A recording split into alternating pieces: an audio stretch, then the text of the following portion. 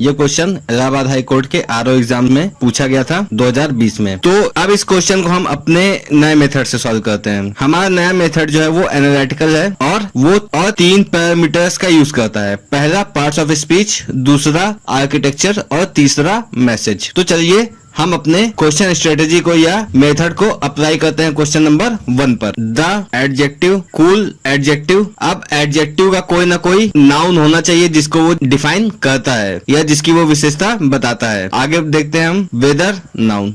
तो इस एडजेक्टिव का, इस सेंटेंस में इस एडजेक्टिव का और इस एडजेक्टिव का काम पूरा हुआ और ये तीनों मिलके क्या बन गए? Noun phrase. उसके बाद देखते हैं नेक्स्ट वर्ड हैज। हैज का यूज ग्रामर में 2 तरीके से होता है। एक तो हेल्पिंग वर्ब, दूसरा मेन वर्ब। जब हेल्पिंग वर्ब की तरह यूज होता है तो उसका आर्किटेक्चर क्या होता है? Has, have plus verbal phrase, और इस वर्बल फ्रेज में वर्ब की थर्ड फॉर्म यूज होती है। और जब मेन वर्ब की तरह यूज होता है हैज, हैव, तो has, have plus noun phrase. इसका मतलब कि इस हैज के बाद 2 पॉसिबिलिटी है। पहली, या तो नाउन फ्रेज आए, दूसरी या तो वर्बल फ्रेज आए। अब हम आगे बढ़ते हैं। आगे हमको मिला रियली एडवर्ब। एडवर्ब 3 चीजों की विशेषता बताता है। पहला एडजेक्टिव, दूसरा एडवर्ब, तीसरा वर्ब। अब आगे बढ़ते हैं, आगे देखते हैं फिल इन द ब्लैंक्स है। अब हमें हैज के बाद चाहिए क्या? नाउन फ्रेज या वर्ब फ्रेज। तो हिंट के तौर पे हमको एक वर्ड मिला है रियली, जो कि है एडवर्ब। अब हम अपना ऑप्शंस देखते हैं। इफेक्ट्स, नाउन इफेक्टेड, ये वर्ड एग्जिस्ट नहीं करता। अफेक्टेड वर्ब, वर्ब की third form affect verb, verb की फर्स्ट फॉर्म। तो क्या इफेक्ट्स रखने से फिल इन द ब्लैंक्स में जो ब्लैंक स्पेस दिया हुआ है, इसमें क्या इफेक्ट्स रखने से ये रियली के साथ मिलके नाउन फ्रेज बना देगा? चलिए देखते हैं। रियली इफेक्ट्स, देखिए एडवर्ब बताता है एडजेक्टिव की विशेषता और एडजेक्टिव बता सकता है नाउन की विशेषता। तो इन दोनों के बीच की जो कड़ी होती है वो एडजेक्टिव है, जो कि ऑप्शन में दिया नहीं हुआ है। इफेक्ट्स अकेला है, मतलब ऑप्शन में नाउन दिया है जबकि हमें एडजेक्टिव प्लस नाउन की जरूरत है, तो इफेक्ट्स कैंसिल। अब वर्ब देखते हैं। रियली अफेक्टेड, तो ये एडवर्ब इस वर्ब के लिए यूज हो गया, ये बन गया वर्बल फ्रेज। तो अफेक्टेड ने वर्बल फ्रेज बना दिया। रियली अफेक्ट, ये एडवर्ब, ये वर्ब, इसने भी वर्बल फ्रेज बना दिया। लेकिन हमने हैज का स्ट्रक्चर देखा कि अगर वर्बल फ्रेज होता है तो वर्ब की थर्ड फॉर्म आती है, तो अफेक्ट वाला भी ऑप्शन कैंसिल, बचा अफेक्टेड। तो सही आपका ऑप्शन हो गया अफेक्टेड। तो समझ में आया? इसमें हमने वर्ड्स का पार्ट्स ऑफ स्पीच देखा, कीवर्ड्स का आर्किटेक्चर देखा और देखा कि क्या सारे पार्ट्स ऑफ स्पीच आपस में ढंग से कनेक्टेड हैं और आपस में कनेक्ट होकर क्या जो आर्किटेक्चर सेंटेंस का है उसमें फिट हो रहे हैं या नहीं। बस ये 2 चीज आपको चेक करनी है। फिर ये चेक करना है कि सेंटेंस का मैसेज सही आ रहा है कि नहीं। तो मात्र ये 3 चीज चेक करके आप इंग्लिश ग्रामर का कोई भी क्वेश्चन सॉल्व कर सकते हैं। जरूरी नहीं है कि सब में इतनी मेहनत करनी पड़े या इतना कुछ करना पड़े। बहुत सारे क्वेश्चंस में देखते साथ ही समझ में आ जाता है। लेकिन ये जो मेथड है ये हर क्वेश्चन पे एप्लीकेबल है, इसलिए इतना डिटेल में बताया गया है कि कैसे इसको अप्लाई करना है। अब यही मेथड हम क्वेश्चन नंबर 2 पर अपनाते हैं। The adjective cool adjective, adjective बिना नाउन के नहीं आता, तो जाहिर सी बात इसका आगे कहीं नाउन होगा। तो चलिए आगे देखते हैं। नाउन, तो हमें पता चल गया ये एडजेक्टिव इस नाउन की आया है, ये एडजेक्टिव इस नाउन की आया है, और तीनों ने मिलकर बना दिया नाउन फ्रेज। फिर नेक्स्ट वर्ड देखते हैं हैज।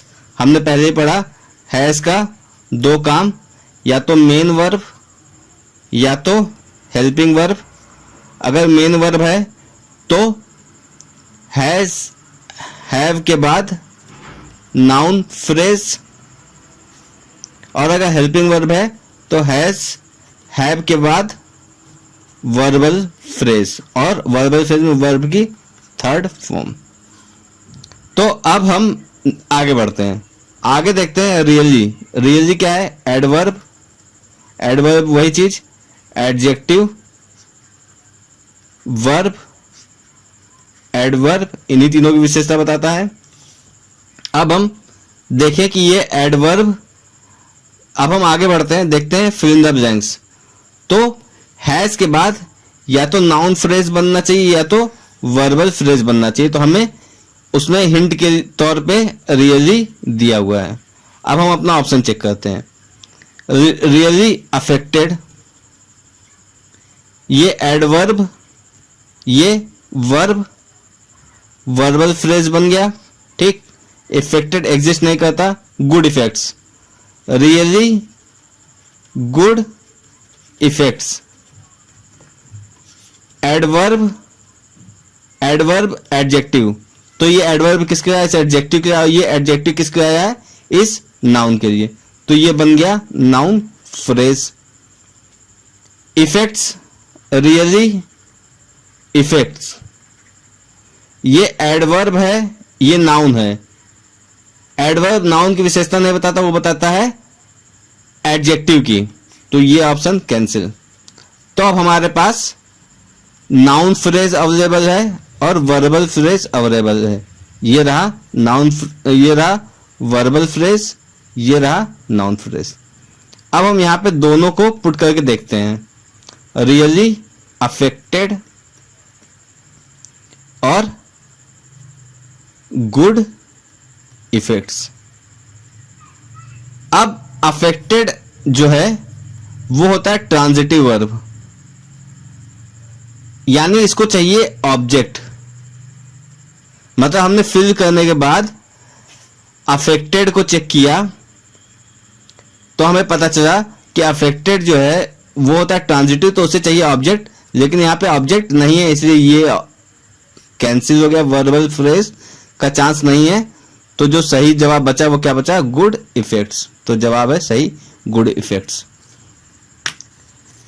तो आपने देखा कि हमने यहाँ पे क्वेश्चन सॉल्व करने के लिए एनालिटिकल मेथड यूज किया, और ये एनालिटिकल मेथड इंग्लिश ग्रामर के हर क्वेश्चन पर एप्लीकेबल है। और इसको अप्लाई करने के लिए हमें मात्र 3 चीजों की जरूरत पड़ती है। पहला पार्ट्स ऑफ स्पीच की जानकारी, दूसरा आर्किटेक्चर की जानकारी, तीसरा ये कि सेंटेंस का मैसेज कैसे चेक करना है। तो मेथड हमने देख लिया, अब मेथड को अप्लाई करने के लिए हमको जो जानकारी चाहिए वो इन 3 है, पार्ट्स ऑफ स्पीच, आर्किटेक्चर और मैसेज। तो हमें आगे जो पढ़ना है वो यही 3 चीजें, तो हमारे आगे आने वाले लेक्चर्स चीजों की जानकारी देंगे और साथ साथ इस मेथड की प्रैक्टिस करते चलेंगे। तो 3 चीजें पढ़नी है और मेथड की प्रैक्टिस करनी है, बस इससे आपके हर एग्जाम में 80 से 95% तक मार्क्स आ जाएंगे।